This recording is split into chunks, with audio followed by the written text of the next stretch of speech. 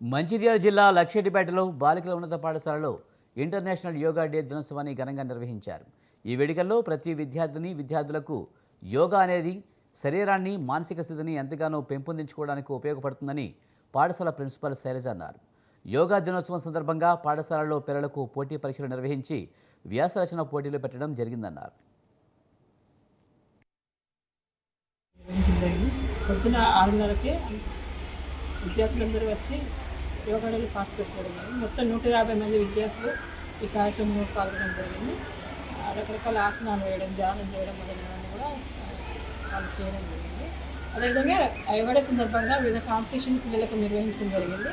దాని drawing competition ఇప్పుడు పిల్లలు డ్రాయింగ్ వేసి తీసుకురావడం జరిగింది.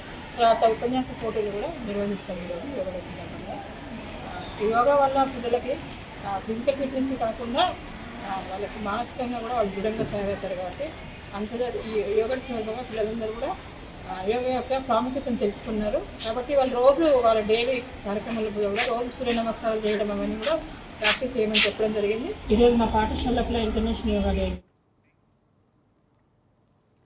యోగా అనేది శరీరానికి మాత్రమే కాదు, మనసుకు శుద్ధి కలిగించే మార్గమని వరంగల్ పశ్చిమ ఎమ్మెల్యే నాయని రాజేందర్ రెడ్డి అన్నారు. అంతర్జాతీయ యోగా దినోత్సవాన్ని పురస్కరించుకుని హనుమకొండ 1000 స్తంభాల దేవాలయ ప్రాంగణంలో కేంద్ర పురావస్తు శాఖ, ఆయుష్ విభాగం, తెలంగాణ రాష్ట్ర ఆధ్వర్యంలో యోగా డే కార్యక్రమాన్ని నిర్వహించారు. వరంగల్ పార్లమెంటు సభ్యురాలు కడియం కావ్య పాల్గొన్నారు. శిక్షణ పొందిన యోగా నిపుణులతో ప్రత్యేకంగా యోగాసనాలను నిర్వహించారు. మారుతున్న కాలానికి అనుగుణంగా ప్రతి ఒక్కరూ యోగా సాధన చేయాలని, యోగా అనేది ప్రతి ఒక్కరి దైనందిక జీవితంలో భాగం కావాలని సూచించారు ఎమ్మెల్యే.